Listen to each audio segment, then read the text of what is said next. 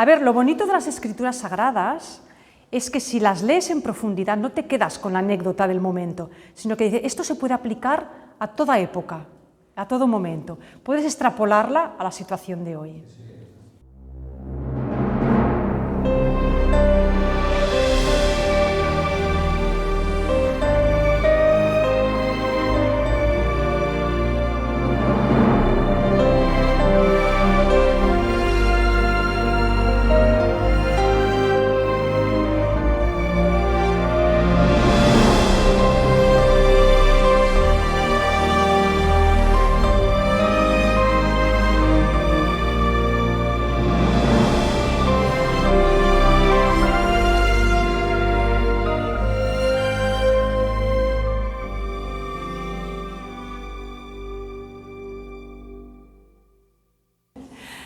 Vamos a empezar la clase de hoy con un minuto de silencio y estábamos hablando ahora con Ana pues, de estas terribles inundaciones que ha habido en Brasil, así que bueno, ofrezcamos nuestra oración para solidarizarnos con todas estas personas y rogar a Dios para que, bueno, entre todos el país se organice, la gente saque lo mejor de sí mismos y no lo peor, que se ayuden y que puedan recuperarse.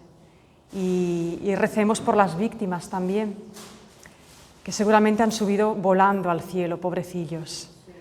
Pues ofrezcamos hoy nuestra oración por Brasil y por estas personas. Señor, tú eres nuestra fuerza y nuestra luz. Que nuestra fe se convierta en confianza y nuestra confianza en obras. Así sea. ¡Ay de vosotros! ¡Ay de vosotros! Hoy vamos a ver un aspecto del carácter de Jesús que a lo mejor nos puede sorprender un poco.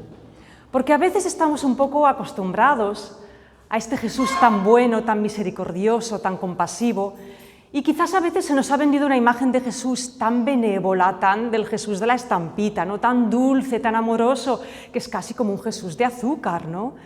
Y no nos damos cuenta de que Jesús era un hombre muy inteligente, muy bueno, pero muy enérgico, que tenía muy claro lo que quería y que en algunos momentos de su vida se indignó, se enfadó, levantó la voz, y hoy vamos a escuchar unas palabras de Jesús rotundas, incluso indignadas, y nos va a dejar bastante impactados, como dejó a la gente de su tiempo. Vamos a ver al Jesús enérgico y poderoso, pero que va a decir cosas que a nosotros hoy también nos afectan mucho. Hay dos cosas que Jesús no soporta, y lo vemos en los evangelios, y no tiene, entre comillas, no tiene piedad. Jesús no soporta la hipocresía y no soporta la crueldad. La crueldad, la violencia contra los más débiles, contra los más pobres, contra los más sencillos. Y cuando tenga que hablar de esto, Jesús no va a tener pelos en la lengua. Lo que vamos a ver hoy en esta clase es el capítulo 23 de Mateo, que también está en Marcos 12 y en Lucas 11. Pero vamos a seguir el 23 de Mateo porque es muy completo. Recordemos dónde estamos. Estamos en la última semana de Jesús.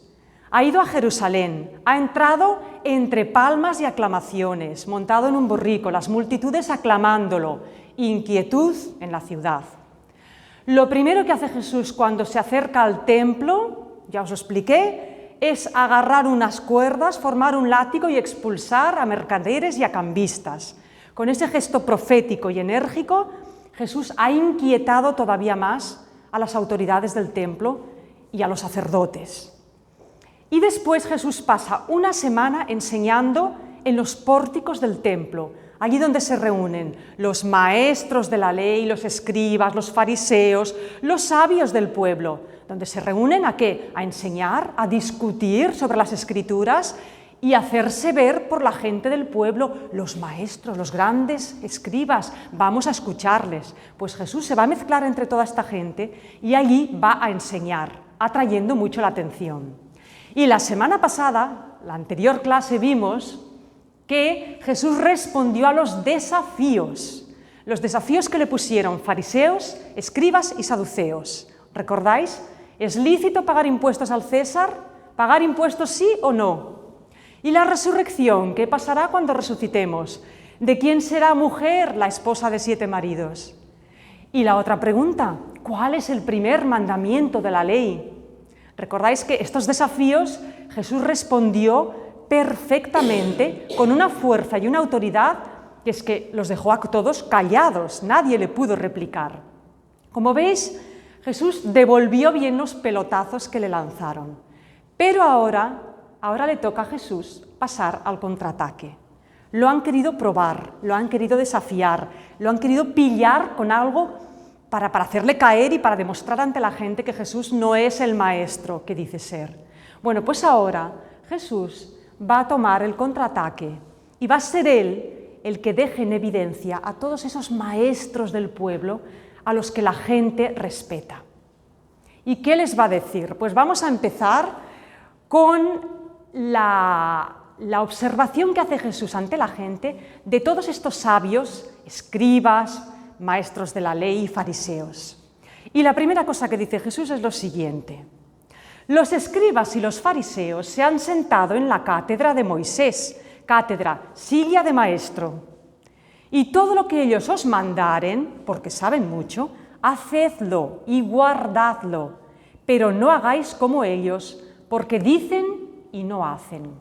Atan pesadas cargas insoportables y las ponen a las espaldas de las gentes, pero ellos mismos ni con el dedo quieren moverlas. Todas sus obras las hacen para ser vistos por los hombres. Se alargan las filacterias y las franjas de sus mantos. Quieren tener los primeros puestos en los banquetes y en las sinagogas, que todos los saluden por las plazas y que los hombres los llamen rabí. Parémonos aquí.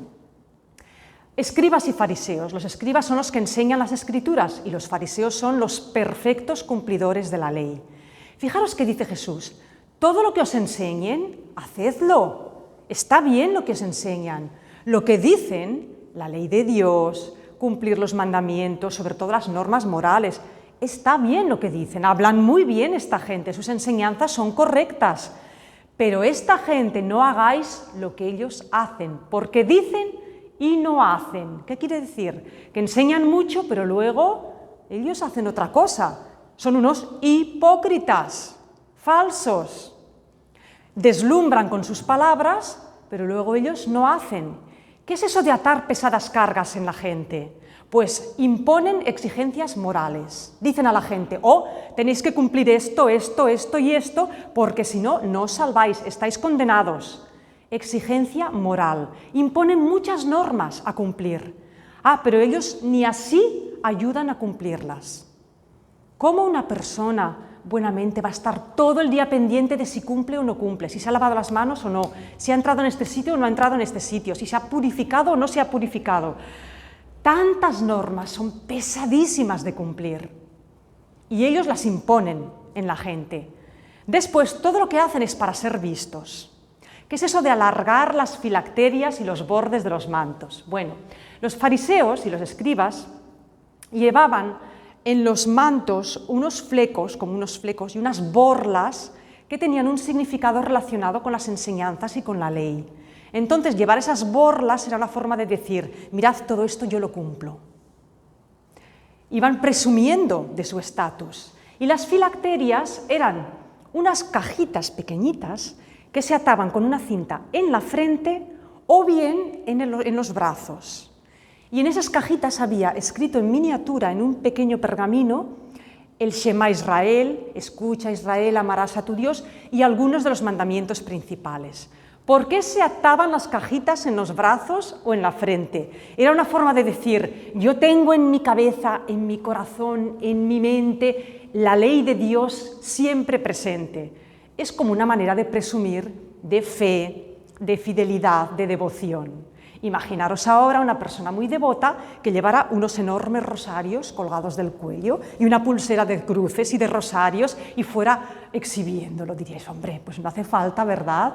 Que ya sabemos que eres muy devota, pero no hace falta que vayas agitando los rosarios. Bueno, esto es lo que hacían los fariseos y los escribas. Exhibían una imagen de devoción para que la gente los viera y les encantaba que la gente, oh maestro, oh padre, se inclinaban ante ellos.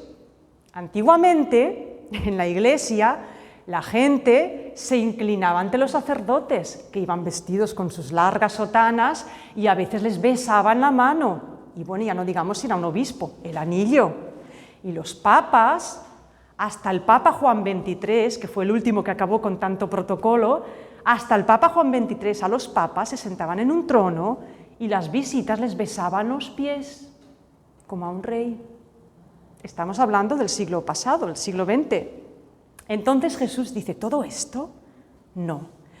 Escuchad sus enseñanzas, porque sí, os enseñan cosas muy buenas, pero no hagáis como ellos, porque todo lo hacen para aparentar y para hacerse ver importantes, santos, buenos. Entonces Jesús dice, dicen y no hacen, os imponen cargas morales tremendas, pero ellos después con su vida, vete a saber si lo cumplen o todo o no. Doble vida, aparentar mucha santidad y luego por detrás a lo mejor se saltan los preceptos que quieren y como quieren. Entonces Jesús les dice, vosotros, en cambio, no os hagáis llamar rabí o maestro, rabí es maestro en judío, porque uno solo es vuestro maestro. Todos sois hermanos. Y tampoco llaméis padre a ninguno de vosotros, el Padre, porque uno solo es vuestro Padre, el del cielo. Y no llaméis a nadie instructor. En otras traducciones dice director o guía, el que os guía, el que os dirige, porque uno solo es vuestro instructor, el Cristo, el ungido de Dios. El mayor entre vosotros sea vuestro servidor. Quien se eleve será bajado y quien se abaje será elevado. Jesús está comparando la forma de hacer de los escribas y fariseos con lo que Él desea para su comunidad de seguidores. Para nosotros hoy, vosotros, no hagáis como ellos, no vayáis de sabios, de buenos y de jefes. Cuidado con esos deseos de ser el más importante y de que me reconozcan mi autoridad. En nuestra comunidad, no. Todos sois hermanos. Y si a alguien hay que llamar maestro, al de arriba. Vuestro maestro es Dios, vuestro Padre es Dios y vuestro guía, vuestro instructor, pues es el que Dios os ha enviado. Cristo, yo mismo. Cristianos, no idolatremos a nadie. Por muy bueno, maravilloso, por bien que hable, por gran personaje que nos parezca, por gran santo que nos lo presenten. Uno solo es nuestro Padre, uno solo es nuestro Maestro. Nosotros aquí todos somos hermanos. Y en una comunidad cristiana, pues cada cual tiene su papel y algunos saben más que otros y otros, pero todos somos iguales. Ante Dios todos somos iguales. Nadie más importante que los demás. El primero que sea servidor de todos. Por eso el Papa, cuando lo nombran, él dice, el Papa es el siervo de los servidores de Dios. Pero es una palabra muy bonita y no siempre se cumple. Entonces Jesús dice, no hagáis como ellos, no vayáis de sabios, de buenos, de devotos, de jefes, no Señor, todos iguales. Y ahora Jesús va a pasar a los 7 ayes. Ay de vosotros. Son 7 maldiciones bíblicas. Son 7 avisos. Y los va a dirigir ¿contra quién? Contra los escribas, los fariseos, los maestros, toda esta gente. Y vamos a ver qué palabras tan duras nos recuerdan las de Juan Bautista. Vamos a ver qué les dice Jesús a esta gente. Ay de vosotros, escribas y fariseos, hipócritas, porque cerráis con llave ante los hombres el reino de los cielos, y vosotros no entráis tampoco, y a los que quieren entrar no los dejáis.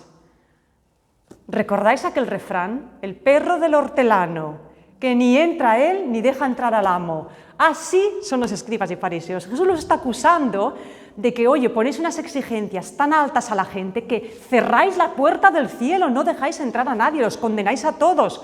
Pero es que vosotros tampoco entráis, estáis igual de condenados que ellos. Escribas y fariseos hipócritas. Otra vez, ay de vosotros, escribos y fariseos hipócritas, porque devoráis las casas de las viudas y pretextáis hacer largas oraciones. Vais a recibir una condena rigurosa. ¿Qué hacían estos escribas y fariseos? Las pobres viudas les daban limosna. por favor, rezad por nosotras, rezad por mi marido difunto, rezad. Y yo, sí, dame tu dinero, que yo con tu dinero voy a convertirlo en oraciones. Y se comen la fortuna de las pobres viudas, que eran pobres mujeres, con el pretexto de grandes oraciones. Aquí Jesús está criticando lo que en la Iglesia se ha llamado la simonía, pedir dinero a cambio de salvaros, de rezar por vosotros. Vender el reino de Dios, vender la salvación por dinero. Eso es horrible y Jesús dice, hipócritas. Y además os vais a condenar porque estáis chupando el dinero de las pobres mujeres, diciendo que vais a rezar por ellas.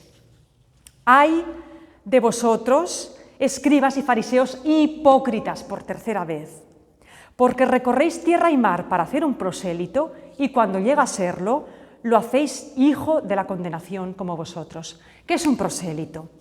Bueno, los escribas y los fariseos intentaban hacer adeptos, atraer a gente para que se hicieran judíos y miembros de la comunidad de Israel. Iban haciendo proselitismo, ¿vale? Vamos a captar gente para que crea, vamos a captar gente que se convierta. Pero una vez los convertís o los convencéis, les enseñáis a hacer como vosotros. Es decir, mucha devoción, mucho culto, mucho rito, pero hipocresía. ¿Para qué recorréis cielos y tierra? ¿Para qué queréis tener a gente en vuestro grupo si luego los maleáis, los viciáis con todas vuestras corrupciones y hipocresías? Desastre. Ay de vosotros, conductores ciegos, ahora los va a llamar ciegos, que decís, quien jura por el templo, nada es, pero quien jura por el oro del templo, queda obligado.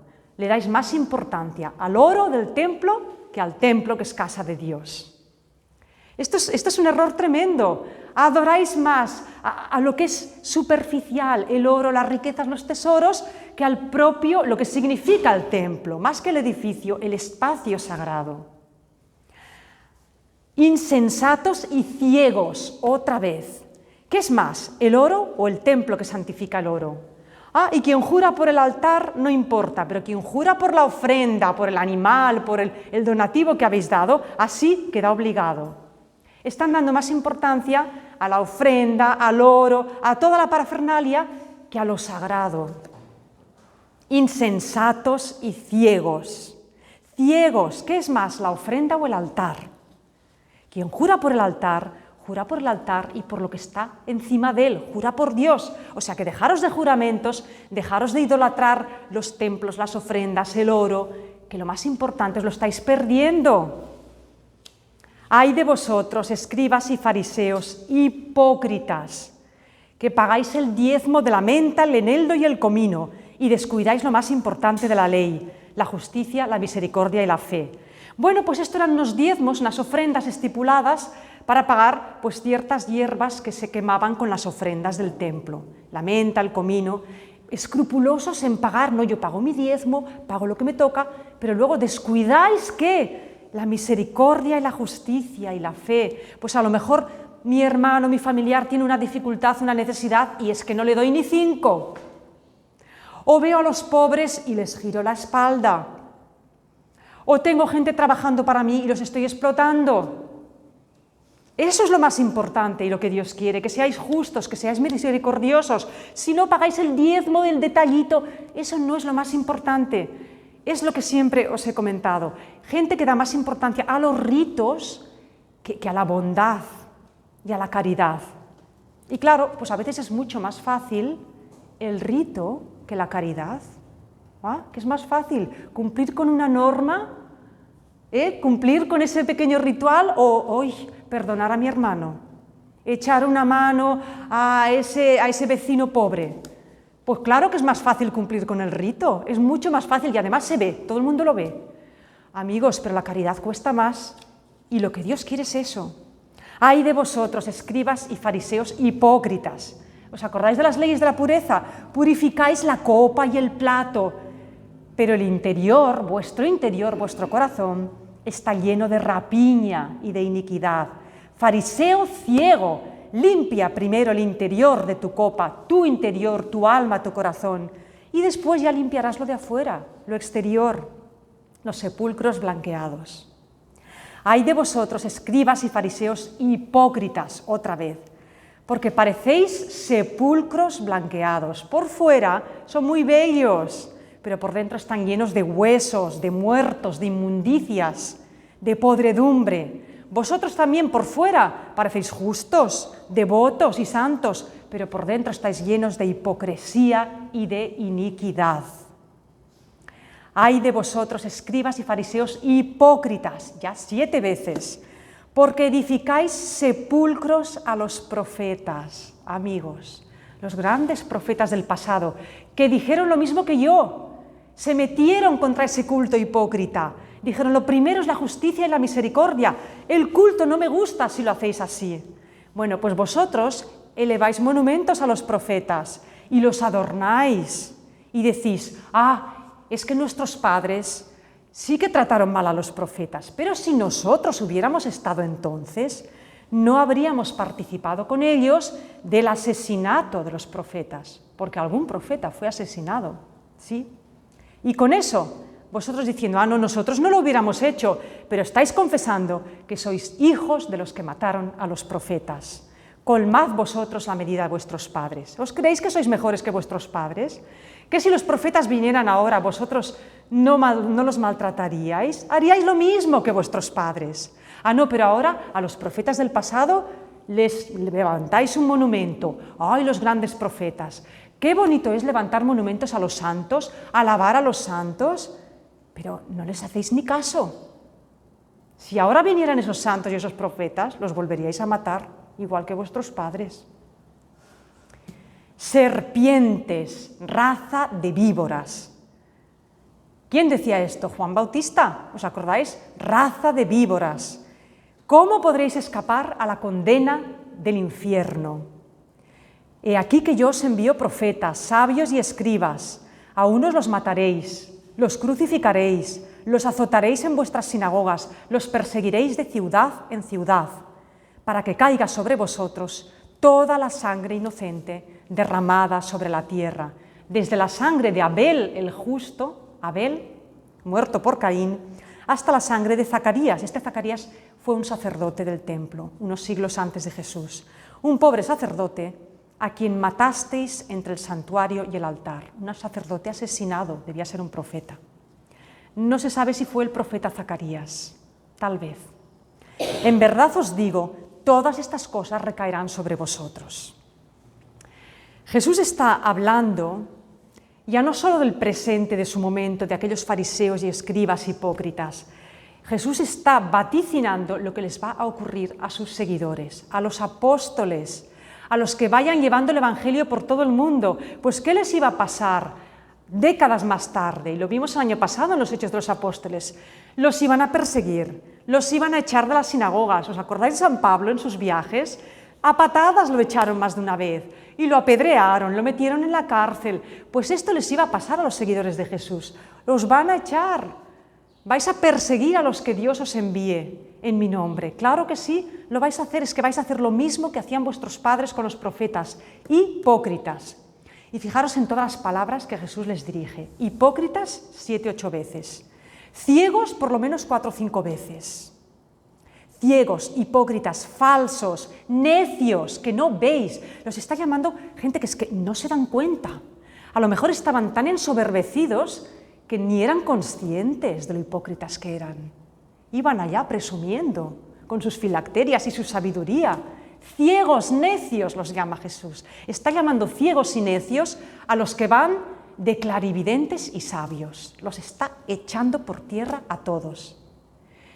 ¿Cómo creéis que se debían quedar los sacerdotes, los escribas y los fariseos oyendo esto? Indignadísimos, enojadísimos, furiosos, pero helados. ¿Y cómo creéis que debía escucharlo la gente, la multitud del pueblo? Encantados, diciendo, tienes razón, Jesús, es verdad, por fin alguien habla claro y alto. Es verdad, dicen y no hacen, nos imponen exigencias y ellos luego hacen lo que les da la gana. Hipócritas, necios y ciegos. Esto encendía a la gente. Al final Jesús se queja con mucha amargura de toda esa sociedad hipócrita, sobre todo de las autoridades, de la ciudad de Jerusalén, porque Jesús prevé el futuro de Jerusalén. prevé que 30, 40 años más tarde, la ciudad será destruida, el templo arrasado, los pocos judíos que queden vivos de la invasión romana van a ser expulsados. Con la revuelta judía que ya os he explicado varias veces contra los romanos no tuvieron piedad, destruyeron la ciudad y el templo de Jerusalén nunca volvió a ser lo que era. La casta sacerdotal iba a desaparecer definitivamente y hasta el día de hoy. Jerusalén, Jerusalén, tú que matas a los profetas y apedreas a los que te son enviados. ¿Cuántas veces quise reunir a tus hijos, como la gallina reúne a sus pollitos debajo de sus alas? Y vosotros no habéis querido. Y aquí que vuestra casa quedará desierta.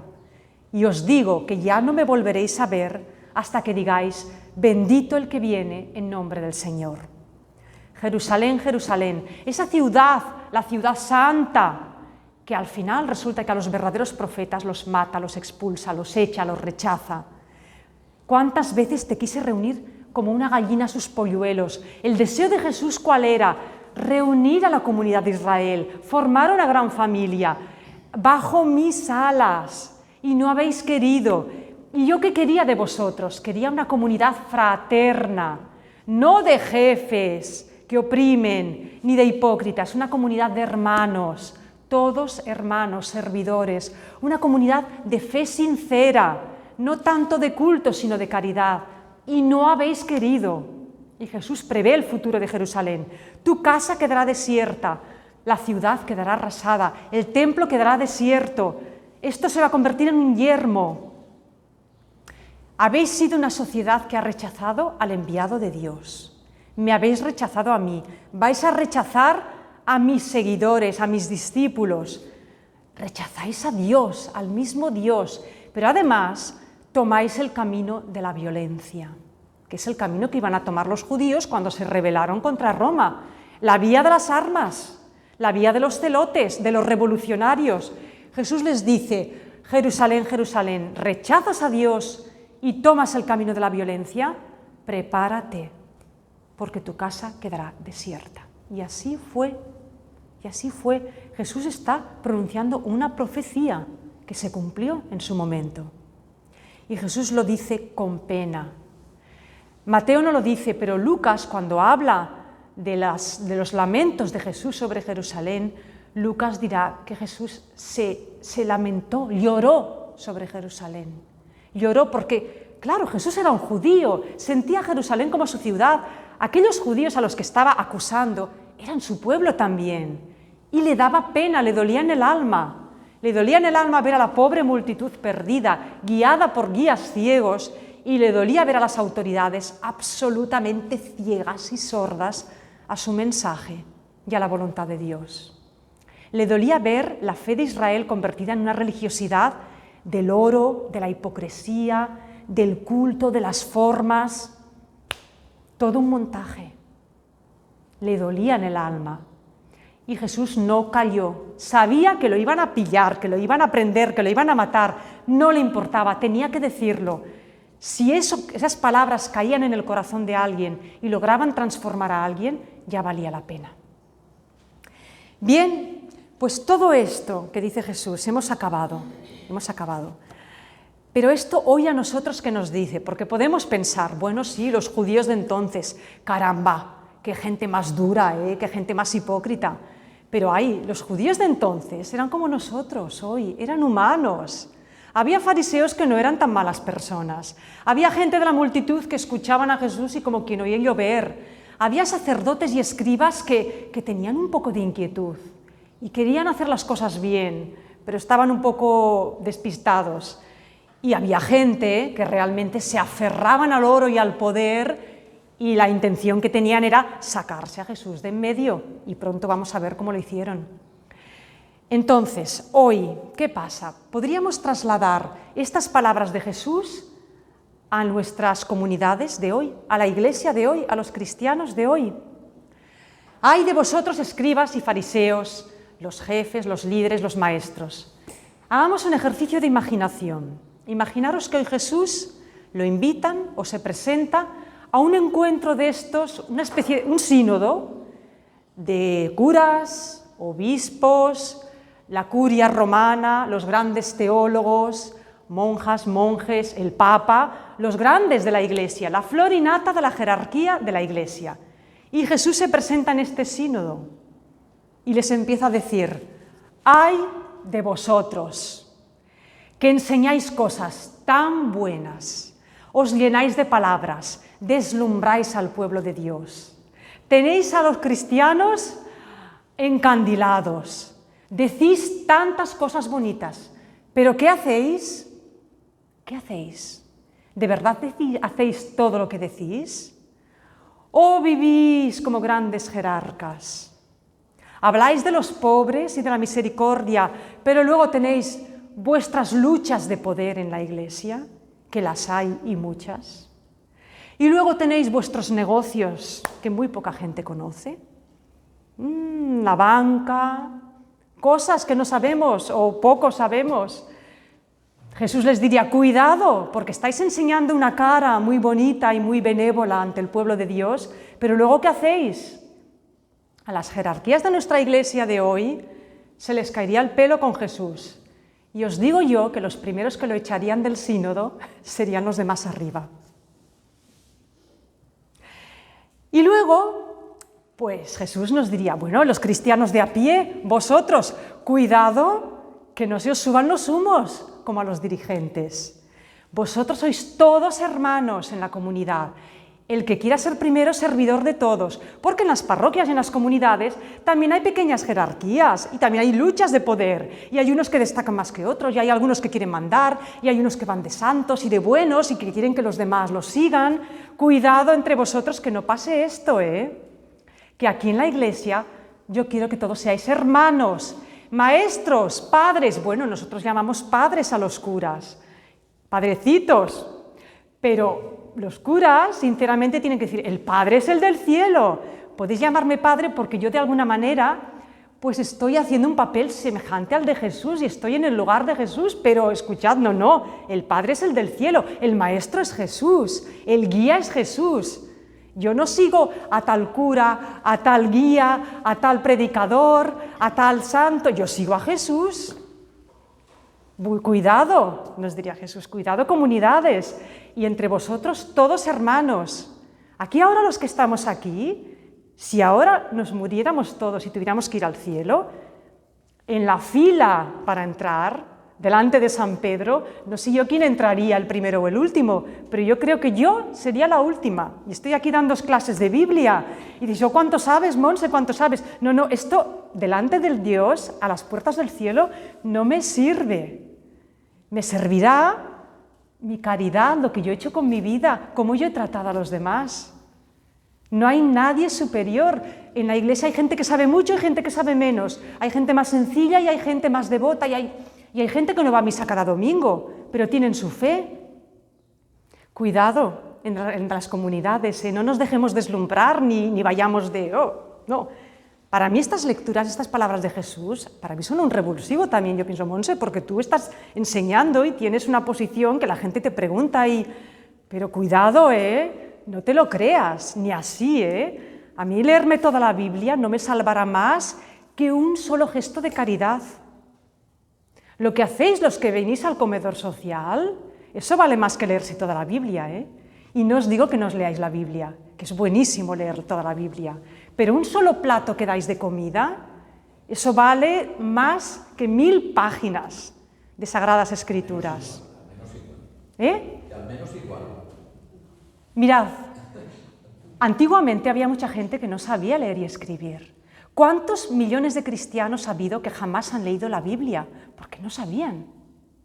Y ni siquiera la escuchaban porque los curas hacían la misa en latín y nadie se enteraba. Yo he tenido una alumna de Biblia, una señora que ahora no viene a clase, pero que empezó viniendo, que me dijo: Monse, es que yo cuando era niña, los curas del pueblo nos decían: la gente del pueblo no tenéis que leer la Biblia. ¡Qué fuerte! No debéis leer la Biblia porque no la entendéis. Hay que explicarlo muy bien. No, vosotros no podéis leer las Sagradas Escrituras. Era algo vedado. ¡Qué fuerte! Pues esto era así, no hace tantos años. Entonces, entre vosotros, comunidades de cristianos, todos hermanos, esa fraternidad básica. Y el único Padre, el único Maestro es Dios y Jesús. Entonces, lo de matar a los profetas, y los ayes, necios, escribas y fariseos hipócritas, pues cuánta hipocresía hay también en la iglesia hoy, en todas las iglesias, no solo en la católica, en todas las confesiones, incluso en las otras religiones también. ¿Y sabéis por qué pasa lo mismo en todas las religiones? Porque somos humanos y los defectos humanos son universales. La bondad humana es universal, pero los defectos también. Entonces, allí donde hay una institución religiosa, se puede hacer mucho bien, pero hay estos riesgos de que haya unos jefes que se visten de una cierta manera, que se dan un tono, que tienen una autoridad, y claro, pues sí, padres, curas, pastores, imanes, llamadles como queráis, gurús, lamas, todos estos líderes religiosos tienen un riesgo. Entonces nosotros, que no somos líderes, muchas veces, pienso, hemos de escuchar a Jesús: haced lo que os digan, pero cuidado, porque no hagáis lo que hacen, porque a veces no dan buen ejemplo. Cuidado con no dejarse deslumbrar por los líderes religiosos. Hay que escucharles porque saben mucho, es verdad, pero no siempre dan buen ejemplo, no siempre. Yo, pues para preparar estas clases, me gusta escuchar a teólogos, asisto a clases, oigo conferencias, leo libros y luego a veces me entero de que ciertas personas han escrito algo maravilloso, pero en caridad cojean. Y entonces pienso: Dios mío, Jesús, de acuerdo, escucha lo que dicen, pero no los imites. ¿A quién hay que imitar? Hay que imitar a Jesús. Imitando a Jesús no fallaréis, no fallaremos, porque Jesús fue muy coherente, siempre fue coherente. Y por último, hay Jerusalén, Jerusalén, esta Jerusalén que rechaza a Dios y cae en la violencia. Pues es nuestro mundo de hoy. Jerusalén, Jerusalén es Roma, es Londres, es Nueva York, es Barcelona, es Madrid, todas las grandes ciudades del mundo, todos los países y potencias del mundo. ¿Qué pasa con los poderes del mundo? Que en el mundo hoy se rechaza a Dios, mucho. Hay una gran movida universal de rechazo a la religión, y no solo a la religión formal, hipócrita, no, de rechazo a la fe, de rechazo a la confianza en un Dios personal. Se rechaza a Dios y se rechaza a los profetas. ¿Por qué? Porque los profetas, los auténticos profetas, hoy, igual que hace 2000 años, traen mensajes incómodos. Los verdaderos profetas son aquellos que los medios de comunicación los rechazan, los desprecian, dicen de todo de ellos. ¿Por qué? Porque no dicen cosas cómodas ni agradables a veces, dicen verdades incómodas. Entonces el mundo rechaza a los profetas, los exilia, los tacha de todo, los etiqueta, a veces no los mata físicamente, pero los mata socialmente, y rechaza a Dios. Y después los poderes del mundo están por la violencia. Y lo hemos visto en otras clases, yo os lo he comentado, nuestros gobiernos en Europa ahora están por la guerra todos. No hay un solo gobierno que diga: nuestro país se va a mantener neutral y va a intentar que haya paz. Ah, no, enfrentamiento, armas, inversión en armamento. No hay dinero para la caridad, no hay dinero para ayudar a los pobres, pero sí para comprar misiles. La gente del pueblo, de las ciudades, la buena gente de la sociedad se está empezando a levantar. Aquí en España todavía no, pero en Alemania y en Francia ya está habiendo manifestaciones contra la guerra. La gente no quiere la guerra. Decidles a esos políticos: ¿vais a enviar a vuestros hijos con un uniforme y una metralleta a combatir? ¿Vais a ir vosotros? ¿Vais a enviar a vuestros nietos a luchar? ¿Verdad que no? Pues ¿por qué queréis enviar a los jóvenes del país a que vayan a morir miserablemente por una causa que nadie entiende por qué es? Las guerras nunca son necesarias, nunca son la solución, nunca. Si se libran es porque se quiere. Y Jesús tiene palabras muy duras contra estos gobernantes que llevan su pueblo a la guerra. ¡Ay, Jerusalén, Jerusalén! Hoy diría: ¡ay, Europa, Europa! Hay países que vais a llevar a vuestra gente a la muerte. Preparaos, porque si entráis en una guerra, pues ya sabéis lo que es una guerra, no os vais a librar, ¿eh? Cuidado, cuidado.